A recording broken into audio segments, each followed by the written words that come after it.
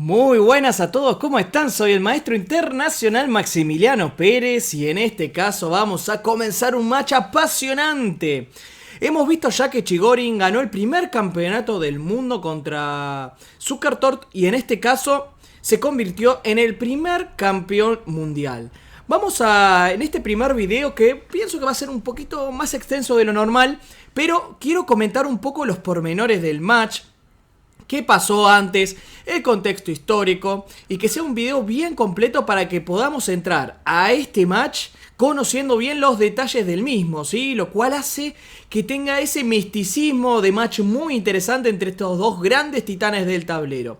Pero primero y principal, para tratar de entender un poco todo esto, tenemos que entender cuáles son las reglas que había creado Steinitz para convertir al ajedrez en también un ajedrez posicional. Recordemos que el ajedrez previo a Steinitz era de estilo súper romántico, agresivo, sacrificios de pieza, ataque, pero no existía el ajedrez posicional en sí mismo. Entonces, en cierta manera, se podría decir que era unilateral, era solamente el que sabía atacar mejor ganaba. Steinitz es el primero, y por eso se lo considera el padre del ajedrez posicional, ¿sí? Que empieza a desarrollar estos conceptos en general. Ahora, ¿qué sucede? Sucede que sus contemporáneos no estaban demasiado contentos con estas nuevas ideas, porque claro, le quitaba un poco esa belleza que tiene el ajedrez táctico, ¿no? Pero bueno, es verdad que también estaba más cercano a lo que es el ajedrez real, ¿no? O sea, que existen varias facetas dentro del mismo. Entonces, lo primero que quiero hacer en este video antes de comenzar con la partida es comentarles sobre las reglas. Ahí estamos, las reglas de Steinitz, ¿ok? Él comentaba que estas eran las reglas importantes dentro del ajedrez, que después por supuesto fueron mutando, fueron cambiando un poco. Pero bueno, vamos a ir repasándolas, le voy a ir comentando un poco acerca de qué es lo que todavía continúa en cierta manera, que es bastante, la verdad, y qué cosa, digamos, está un poco más, ¿cómo decirlo? Estricta de lo normal, porque Steinitz tenía un gran problema y era que era demasiado dogmático, lo cual es razonable, porque cuando uno crea una teoría entera de algo, tiene que avalar sus teorías. Si no, imagínense si porque alguien nos diga no, porque tu teoría no me gusta, y vamos a darla por mala. Bueno, en este caso Steinitz era un jugador muy tosudo, en sus ideas era muy, la daba por sentada de que eran así, y bueno, era muy interesante. Vamos a empezar entonces a observar un poco las reglas. Primera regla, un jugador que tenga ventaja debe atacar. El objetivo debe ser una debilidad de la posición enemiga. Este es bastante razonable. En general, nosotros debemos tomar la iniciativa cuando tenemos ventaja, pero es verdad que no toma el juego, por ejemplo, estático.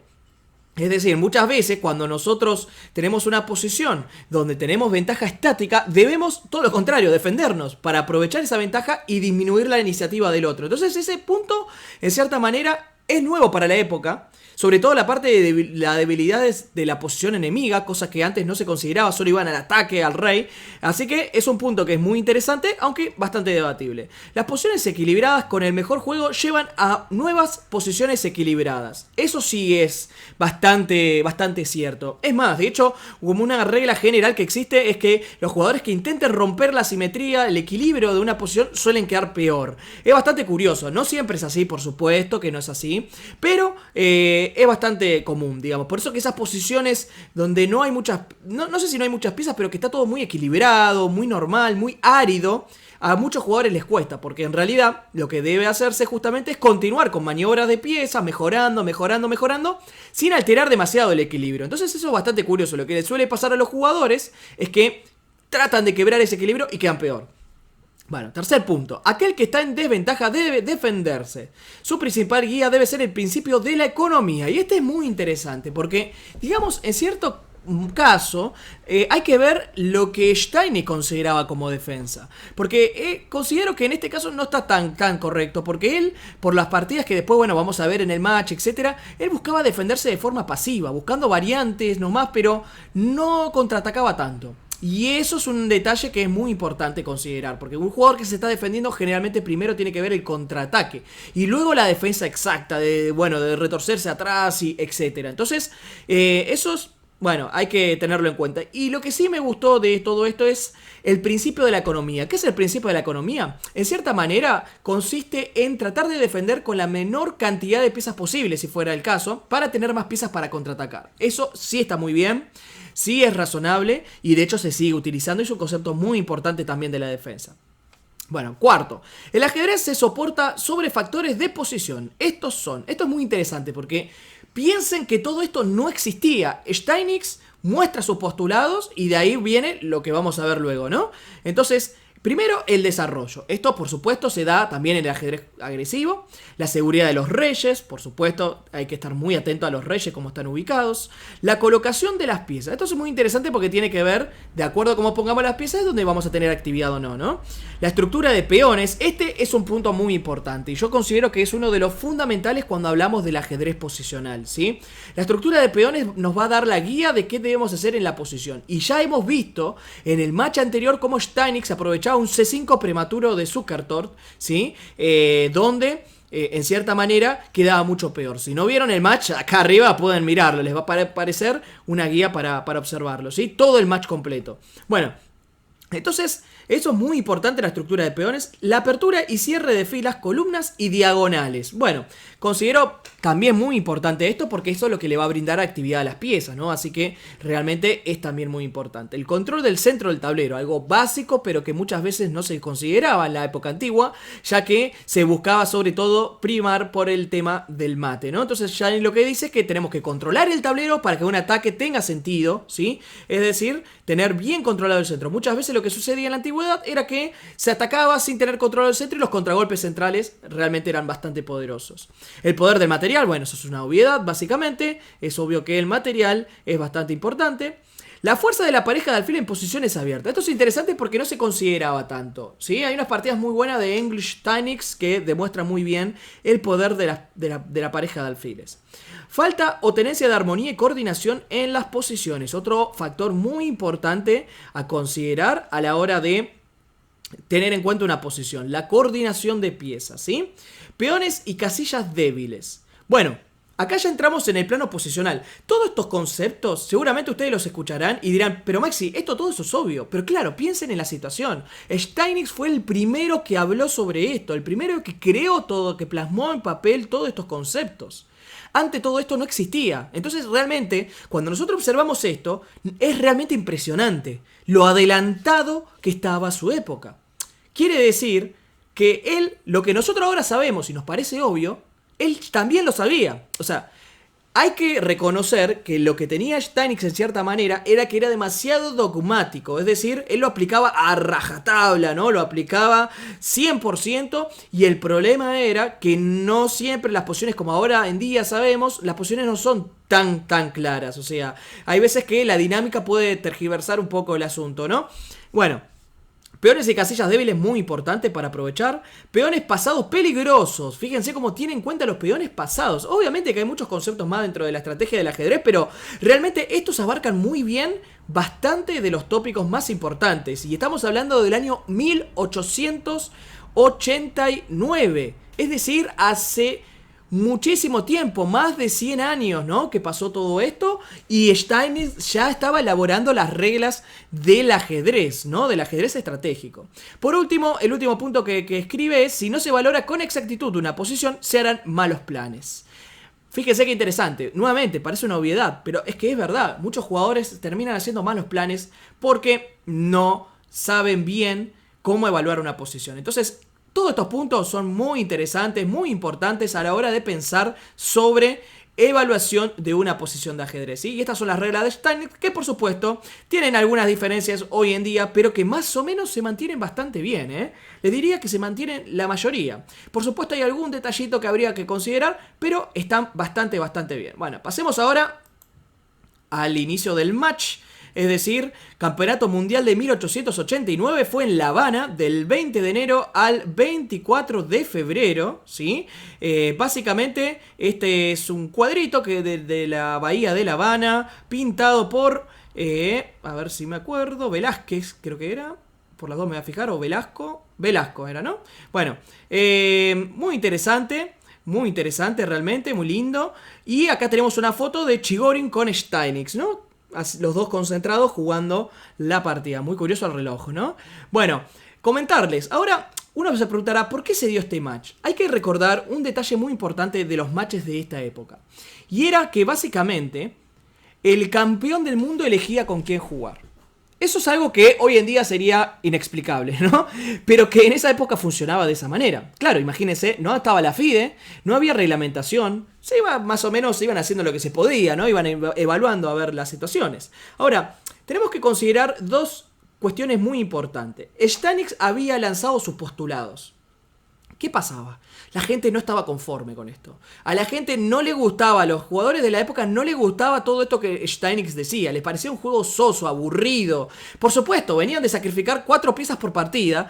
Cuando les decían que tenían que ocupar el centro, ir a debilidades de casillitas, etc., no podían entenderlo, no querían entenderlo. Entonces por eso es que muchos sponsors aparecieron para tratar de buscarle un rival a Steinix, de buscarle cómo podían ganarle, ¿no? O sea, de alguna manera, y que el campeón del mundo sea alguien de la escuela romántica. Entonces, por supuesto, Steinitz, que una cosa que lo caracterizó durante toda su vida es que era un jugador con muchísimo honor y amor propio y sobre todo tosudez en sus ideas. Entonces, ¿qué hizo? Dijo, a ver, vamos a investigar de todos los jugadores, de los mejores jugadores del mundo, quién es el mejor y sobre todo, no solamente quién es el mejor, sino quién representa las ideas contrarias a lo que yo estoy haciendo. Y no había otro más que Mijail, mejor dicho, Chigorin, ¿sí? O Chigorin también, hay que ver la pronunciación. Pero, básicamente Chigorin fue uno de los jugadores agresivos más importantes de la época.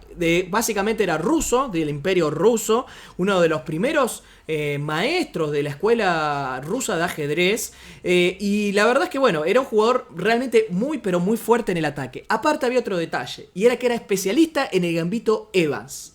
¿Por qué digo este detalle? Porque uno de los postulados de Steinix sobre la defensa era que el que tenía defensa debería defenderse para conservar esta defensa y después pasar el contragolpe, ¿no?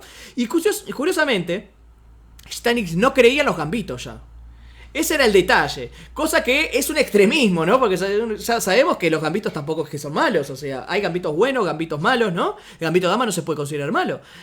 Sin embargo, es curioso porque Steinix pensaba que eso era malo directamente, que no, lo de sacrificar gambitos había pasado de moda, que había que inventar otra cosa. Entonces, ¿qué dijo? Me voy a enfrentar a Chigorin, le voy a ganar y voy a demostrar que mis ideas son correctas.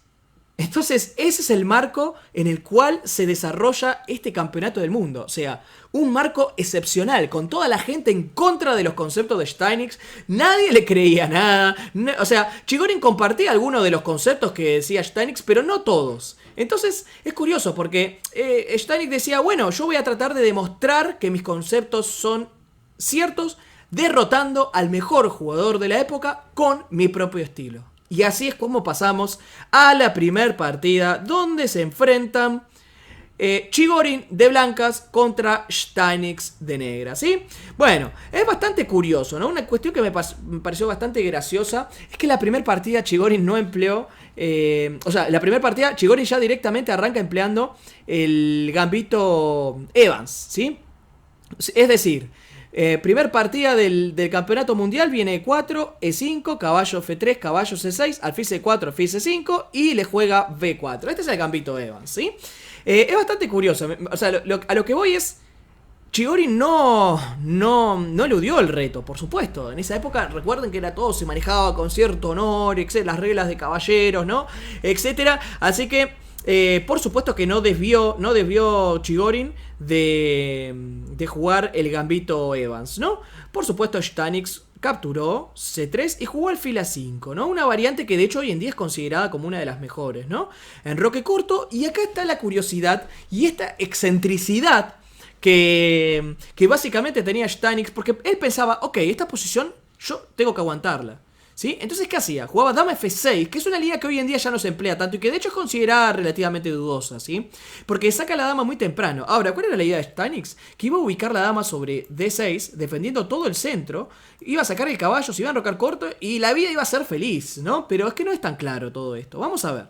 Vino D4 en la posición del blanco, caballo G7 y ahora en la partida vino caballo G5. Esta jugada es un tanto... rara, podríamos decir, ¿no? Es una jugada un poco rara, pero bueno, recordemos, primer partida, Chigorin que está un poco, digamos, sorprendido por la elección, probablemente de Steinix, que no se la esperaba, pero este era el esquema que había preparado Steinix para esta posición. Y claro, ¿cuál era una de sus ideas principales? Una de sus ideas principales también de sacar la dama era que podía jugar con el caballito a D8 y de esta manera defender el punto F7. Realmente no es la mejor jugada, pero bueno, es interesante. Ahora veamos un poquito acá. En esta posición también existe D5, que es muy interesante. Caballo D8, dama A4. Y si alfil acá, alfil G5. Y si dama D6, caballo A3, que se ha jugado en varias partidas luego, ¿no? Bueno, veamos un poquito entonces cómo continúa esto. Caballo G5, se fue directamente al ataque. Caballo D8, jugó Steinix, pero acá podría haber mejorado el juego con enroque corto. Es verdad que existe F4, pero es que curiosamente esta posición parece ser que se aguanta con E por D4, E5, dama G6, alfil D3 y caballo F5. Entonces parece ser que G4 es muy fuerte, sin embargo el negro tiene la opción de jugar D6, G por F, alfil por, dama por. Y esta posición, por más que el blanco tenga pieza de más, no está para nada clara, porque el rey está descubierto, el negro ya tiene una cantidad considerable de peones, ¿sí? Y sobre todo no terminó el desarrollo blanco, o sea, cosa muy curiosa cuando se habla de un gambito. Supuestamente el que gambitea, por decirlo de una manera, el que ofrece el peón, debería tener ventaja en desarrollo. Sin embargo, nada de eso pasa en esa posición. Bueno, caballo de 8, vino a F4, por supuesto Chigorin, con su estilo habitual, busca refutar inmediatamente la idea del negro. E por D4, C por D4 y alfil B6. Bueno, alfil B6 no es tan precisa, tal vez H6 hubiera sido un poco mejor. Por supuesto todo esto avalado por el módulo, ¿no? Muy fácil hablar con el módulo atrás. Así que lo digo como que podría llegar a ser una opción interesante o que se entiende claramente la idea de Steinix, ¿no? Caballo F3, enroque corto, E5, dama G6 y contra alfil D3, dama E6. Igualmente, parece ser que el blanco puede tener un buen juego con caballo B D2, caballo acá, F5, muy buena jugada, caballo por, D5, dama por y alfil por F5. Entonces parece ser que acá la posición todavía está bastante turbulenta, aunque parece ser que el blanco tiene un relativamente buen juego, ¿no? Ahora, el detalle está en lo siguiente. La partida vino alfil B6, ¿sí? Alfil B6, alfil E3 y D5. Claro, Steinix emplea el concepto de a un ataque lateral respondamos sobre el centro. Entonces vino alfil por D5, caballo por D5, E por D5 y enroque corto. Bueno, ¿qué sucede aquí? La verdad es que la partida se desarrolla bastante bien por ambas partes. El blanco desarrolla, el negro juega torre 8, caballo G4 y simplemente dama G6. Y todo va bastante parejo realmente. Por ejemplo, vino alfil F2 y el negro juega C6, ¿no? Torre 1, alfil D7 y caballo C5. Entonces el negro, a pesar de que está restringido en la posición, logra defenderse bastante bien. Y acá se ve la tosudez por parte de Steinix, tratando de no rendirse nunca. Cosa que ya hemos visto en el campeonato pasado, ¿no? En el campeonato mundial pasado, donde básicamente a Zukertort le termina ganando en las últimas rondas después de haber aguantado una presión muy importante, ¿no? Bien, torre por E1, dama por E1, dama D6, ¿no? Defendiendo todo, dama E3, C por D5. Vino caballo por D7, dama por D7 y caballo por D5, ¿no? Aprovechando la circunstancia para dar un golpe táctico. Por supuesto no se puede capturar el caballito porque nos están dando terrible mate al fondo, así que no se puede. Caballo C6, vino caballo por B6, A por B6 y torre 1. A pesar de todo esto, el negro está aguantando muy bien y de hecho tiene una posición igualada y hasta capaz que estaría un poquito mejor, ¿no? Vino H6, D5, buen golpe táctico, tratando de abrir líneas y deshaciéndose del peón de D5, ¿no? Fíjense que ahora comemos acá y mínimo está igualado, ¿no? Caballo B4, torre D1, caballo por dama E5 y acá es cuando sucede algo bastante curioso, ¿no? Tal vez cansado, tal vez vaya a saber uno por qué, un error de cálculo, pero Steinix ahora decide sacrificar una pieza y la verdad es que no se entiende demasiado bien por qué. Ya que aquí tenemos la opción de jugar torre A5, es decir, alfil por, torre acá, alfil acá, dama E6 y después de A4, por ejemplo, torre A5, la posición está relativamente igualada. Es decir, es muy rara la decisión de Steinix que decide hacer torre por A2. No sé si pensando que tal vez la posición debería ser tablas igual. La verdad es que no está claro. O no vio torre A5, lo cual sería muy extraño. Aunque capaz que con apuro de tiempo puede ser que haya pasado eso. Pero ahora lo curioso es que después de torre por, jaque, dama por A1, dama por D5 alfil por B6, el juego ahora es muy difícil para las negras. Y de hecho es muy curioso también que de ahora en más Chigorin juega perfecto. Literalmente juega perfecto. O sea, yo la pasé con el módulo y la verdad es que no encuentro mejoras casi en la posición del blanco. O sea, jugó excelente el final, así que vamos a aprender cómo es que lo hizo. Dama E4 vino G3, defendiendo toda la cadena. H5 y dama D4. Primer paso, si podemos cambiar las damas, sería genial. Dama F3, dama E3, dama jaque, rey G2, jaque, dama F2. Entonces, como primer paso, mantenemos al rey seguro. Vino H4, dama C5. Vean cómo todo el tiempo está molestando para tratar de cambiar las damas. H por, dama E4, rey F2. Vean cómo ahora se activa el rey. Dama H1, vino jaque, rey acá, dama G4. Jaque, rey. La dama en G4 desde acá defiende el peón y por supuesto amenaza dama H4 jaque, ¿no? Dama H1, alfil G1. Dama acá, dama H3, rey acá, dama C8 y luego de dama C5, fíjense cómo el blanco viene molestando bastante. Jaque, rey, nunca lo deja avanzar el peón, ¿verdad? Ese es otro momento, una cosa muy interesante. Alfil D4 y vean cómo coordinado dama y alfil generan molestias en la posición y no dejan que el negro pueda avanzar mucho, ¿no? F6, rey F3. B5, G4. Vino dama B7, rey G3, B4. Stanix busca algún tipo de iniciativa, pero se encuentra con que después de jaque, rey y G5, se empieza a notar la coordinación entre la dama y el alfil para generar amenazas de mate sobre el rey, ¿no? F por, dama jaque, rey acá, F por y el rey empieza a sufrir. Si no fuera por esta coordinación, la posición probablemente sería tablas. Dama jaque, rey G4, G6, dama F6 y se empieza a generar una amenaza mortal de mate sobre H8, ¿no? Ahora, el tema estaba en que también se estaba amenazando mate de esta manera. G6 y por ejemplo si rey H6, dama E3 y mate, o alfil E3, en vez de dama E3, alfil E3 y mate. Ahí está. Y si por ejemplo rey H8 teníamos dama E8 mate. Entonces la verdad es que la posición del negro acá es bastante difícil. Y el plan que ejerció el blanco realmente es muy bueno. G6, dama acá, amenazando mate. Dama C8 y después de rey H4 se terminan los jaques y la verdad es que no se puede evitar el mate. Porque si por ejemplo la dama llegara hacia G8, vendría dama E7, jaque, el rey no puede escapar acá, no puede escapar. Única jugada, defender acá, se captura la dama y jaque mate, ¿no? Bueno, no arrancó demasiado bien la partida para Stanix, ¿no? El match. Primer partida, se juega Gambito Evans y Chigorin se lleva una victoria muy importante para comenzar ganando el match. Lo cual, imagínense, para el resto de los aficionados fue una alegría enorme, porque estaban cansados ya de los teoremas de Stanix, etc. Así que Chigorin comienza ganando el match 1-0. Pero bueno, ya sabemos que Stanix fue un luchador y que no iba a dejar las cosas así, ¿no? Y esto lo veremos en la próxima partida, ¿sí? Mañana, que será la partida número 2, donde Stanix iba con Blanca, ¿sí? Así que bueno, nos estamos viendo la próxima partida. Nos vemos mañana, 15 horas. Recuerden, sale el videíto y nos estamos mirando ahí. Así que bueno, desde ya, muchas gracias a todos y nos vemos mañana. Chau, chau.